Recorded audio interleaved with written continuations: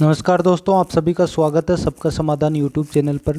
साथियों, आप सभी को मैं बता दूं, अभी जो है जी राजस्थान पर आपने देखा होगा या कहीं आपने न्यूज़ चैनल पर देखा होगा, कहीं वीडियोस में देखा होगा। तो अभी क्या है कि एक हमारे माननीय जी हैं कालूराम जी, उनका काफ़ी चर्चा में नाम चल रहा है, काफ़ी वायरल हो गए हैं वो।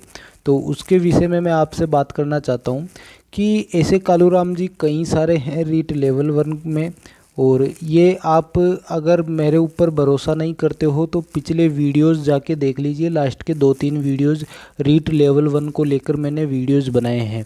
तो उसमें मैं आप सभी को बता दूं कि मुझे जो अंदरूनी जो सूचना मिली थी उसके अकॉर्डिंग ही मैं आप सभी को बता रहा था। और लगभग कई लोगों से मैं लगातार कांटेक्ट करना चाह रहा हूं और कई लोगों से मैंने अब तक संपर्क भी बनाए हैं। जैसे ही मैं ये चैनल बनाना स्टार्ट मैंने किया था तो कई लोग ऐसे थे जिनसे मैंने संपर्क बनाने की पूरी कोशिश की है। और अभी तक मेरे कई लोगों से मेरे संपर्क बन चुके हैं और धीरे धीरे हम और संपर्क की तरफ जा रहे हैं। उसी के अकॉर्डिंग और पूरे एनालिसिस जो अनुभव है सभी को लगा कि मैंने 1-2 दिन पहले से ही ये वीडियोज़ चलाना स्टार्ट कर दिए थे कि रीट लेवल 1 पर खतरा जो है वो मंडरा रहा है। और इसके ऊपर मैंने वीडियोस बनाने स्टार्ट कर दिए थे और आज आपके सामने निकल कर आ गया है। इसमें कोई दो राय वाली बात नहीं है। और इसमें क्या निकल कर आया है ये आप सभी को पता है। लेकिन अभी मैं आपको एक चीज़ में आपको बताना चाहता हूँ कि मैंने जब ईडी की एंट्री हुई थी तभी मैंने बता दिया था कि अब लेवल 1 पर भी खतरा मंडराएगा। क्योंकि जो ईडी है वो लेवल 2 और लेवल 1 दोनों में कोई पक्षपात नहीं करने वाली है। जो कार्रवाई लेवल 2 के लिए होगी वही कार्रवाई वो लेवल 1 के लिए भी करेगी। और उसमें ही ये हुआ है कि कालूराम जी जो हैं वो मीणा जी जो हैं वो पकड़ में आए हैं। और वो जब उनके 90 नंबर थे उसके बाद में उन्होंने अपनी विकलांगता का एक सर्टिफिकेट बनवाया। उसके बाद वो जाके जो डॉक्यूमेंट वेरिफिकेशन में अपने विकलांगता के सर्टिफिकेट से उन्होंने ज्वाइनिंग के लिए जो है उनकी फाइनल मेरिट लिस्ट में उनका नाम आ गया। तो ये एक दुर्भाग्यपूर्ण बात है पूरे राजस्थान के लिए, पूरे राजस्थान के बेरोजगारों के लिए कि ये हो रहा था। और ये पहले से ही हो रहा था। आप सभी को मैं बता दूं, ऐसे कई सारे कालूराम जी हैं लेवल 1 के जो इसमें हैं और हर बार होता है। लेकिन राज्य सरकार या आप कह सकते हो कोई भी ये मान के चलिए वो क्या करती है कि उसको दबाती है ताकि हमारी बदनामी ना हो। उनको कोई दिलचस्पी नहीं है बेरोजगारों के साथ गलत या सही होने से। उनको कोई मतलब नहीं है बेरोजगारों के साथ क्या होगा, गलत क्या होगा, सही क्या होगा। उनको सबसे ज़्यादा मतलब है कि उनकी जो सरकार है उसका नाम बना रहे और उन पे वाहवाही हो जाए या फिर उन पे जो भी है वो सब हो जाए और उन पर एक बूंद दाग भी ना लगे। तो ये इसी वजह से वो जो है सीबीआई की जो जांच चल रही थी उसको, जांच की जो मांग चल रही थी उसके लिए उन्होंने साफ इनकार कर दिया था। लेकिन ईडी में जो है राज्य सरकार नहीं कुछ भी चाहकर कुछ भी नहीं कर सकती है। ईडी ने अपने आप एंट्री ली है और ईडी को आने के बाद ही ये कुछ सामने तथ्य आने लगे हैं। अभी आपको मैं बता दूं कि रीट लेवल 1 निश्चित तौर पर लगभग तय है कि अभी इस पर और ज़्यादा बवाल होने वाला है। और कई सारे कालूराम जी हैं, कई सारे तथ्य जो है वो बाहर निकल कर आने वाले हैं। तो इस चीज़ पर आप सभी को मैंने पहले से ही चेताना स्टार्ट कर दिया था कि अभी जो है ये इस पर जो है लेवल 1 पर खतरा जो है वो मंडरा रहा है जब से ईडी आई है। और ये फाइनल खतरा जो आज है ये बहुत ज़्यादा ऊपर उठ चुका है और अब ये रुकने वाला है नहीं। क्योंकि ये बहुत इम्पोर्टेंट बात है। अगर ये बात उजागर नहीं होती या मैं कहता हूँ अगर ईडी नहीं आती तो ये बात उजागर होती भी नहीं। एसओजी को पता होने के बावजूद एसओजी इसको दबाने की कोशिश कर रही थी।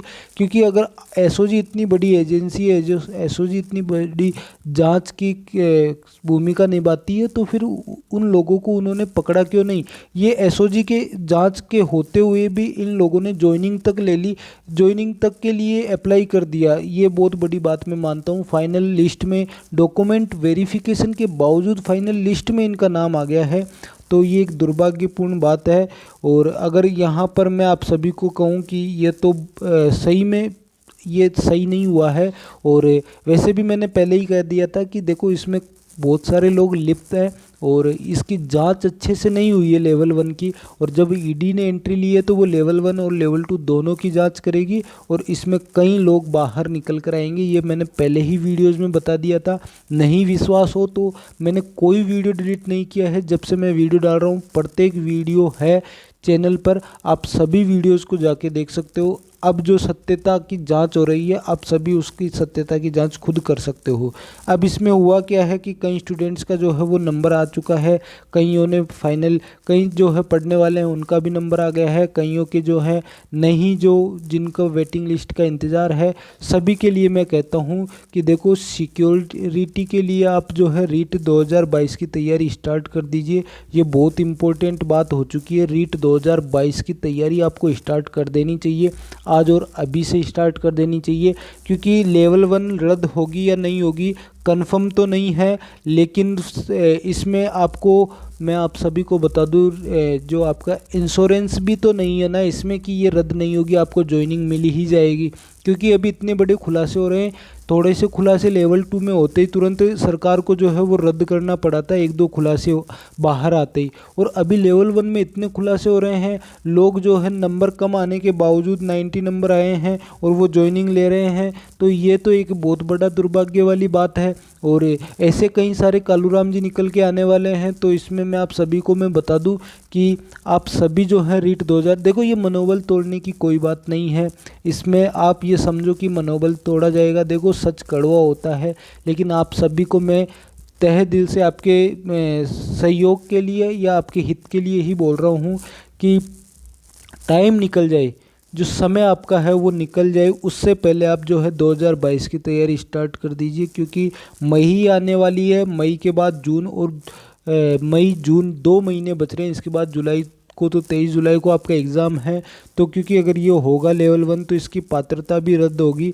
तो अगर ये, हालांकि मैं ये नहीं कहता ये रद्द होगी, लेकिन आप सभी को मैं कह दूं कि इसका इंश्योरेंस नहीं बचा है और इसकी संभावना है जो 50% पर आ चुकी है, ये रहेगी या नहीं रहेगी। और आप सभी को मैं बता दूं कोई जवाब नहीं है सरकार के पास इसको लेकर, हमने किया था, हमने किया था, ये सब वो बता रहे हैं, इनको हमने पकड़ा था। तो फाइनल में इनका, फाइनल लिस्ट में इनका नाम ही कैसे आ गया? अगर आपने पकड़ा था तो नाम नहीं आना चाहिए था ना, डॉक्यूमेंट वेरिफिकेशन में इनको बाहर कर देना चाहिए था। लेकिन उसके बाद अगर आप बाहर नहीं इनको करते हो तो ये अभी तो खुलासा होने के बाद आप कितना ही कह दीजिए शिक्षा मंत्री जी की हमने पकड़वाया, हमने करवाया, देखो इससे कुछ फ़ायदा नहीं है। जो जैसे ही बाहर निकले आप सभी बोलने लग गए हमने करवाया, हमने करवाया, तो आपका फाइनल में नाम ही कैसे आने दिया आपने? इतना ही, अगर आपके पास एसओजी जितनी बड़ी जांच की एजेंसी है वो, उसकी आपने हेल्प नहीं ली, उसकी हेल्प के बावजूद आपके ये सब हो रहे हैं, तो फिर तो बेरोजगारों के साथ तो न्याय है ही नहीं। ये तो बिना पढ़े लोग जो है, आपको मैं बता दूं 127, 28, 133, 31, 33 की कट ऑफ जा रही है। तो 133 की अगर जनरल वाला कोई स्टूडेंट 132 वाला, उसने क्या गलत कर दिया जो 90 वाले का नंबर आ रहा है और 132 वाले का नहीं आ रहा? उसने ऐसा क्या कर दिया जो पढ़ने वाला स्टूडेंट है? तो मुझे बताइए कि आप तो नंबर कमाने के बावजूद जो स्टूडेंट जो है ज्वाइनिंग ले रहा है, जो फाइनल लिस्ट में नाम आ रहा है, तो ये तो बेरोज़गारों के साथ बहुत बड़ा अन्याय है। और आप सभी को मैं बता दूं, देखो कोई भी तनाव में आने की ज़रूरत नहीं है किसी भी बच्चे को। तो क्योंकि देखो समस्याएं हर किसी के साथ चलती है, उनको स्वीकारना ही सबसे बड़ा गुण होता है स्टूडेंट का। तो सबसे बड़ा गुण होता है किसी भी प्रकार की समस्या हो उसको स्वीकारिए और अगले मौके पर लगातार जो है अर्जुन की तरह मछली की आंख को देखते रहिए, या आप उसको चिड़िया की आंख को देखते रहिए और तीर चलाना अपना मत भूलिए, आप उसको चलाते रहिए। और ये चीज़ है क्योंकि आपके सामने जुलाई का जो है वो टारगेट है। अगर आपकी ज्वाइनिंग भी लग गई है तो भी आप तैयारी स्टार्ट कर दीजिए, आपको ज्वाइनिंग हो जाएगी। उसके बाद जब आप भले ही जो है स्टार्ट मत कीजिए, लेकिन उस पर कचरा मंडरा रहा है तो वो मंडराएगा ही। रीट 2021 में लेवल 1 में भी पेपर लीक हुआ है, सभी को पता है। मैं आप सभी को ये नहीं कहना चाहता, लेकिन फिर भी सच्चाई है। और अभी पेपर लीक के अलावा भी लोग फर्जीवाड़ा कर रहे हैं। लेवल 2 में कम नंबर आए हैं, वो जाके लेवल 1 में कम नंबर आए हैं, 2 गुना की कट ऑफ में 1 गुना में उनका सिलेक्शन हो रहा है। तो ये बहुत ज़्यादा वो है, कुछ पता ही नहीं चल रहा क्या हो रहा है।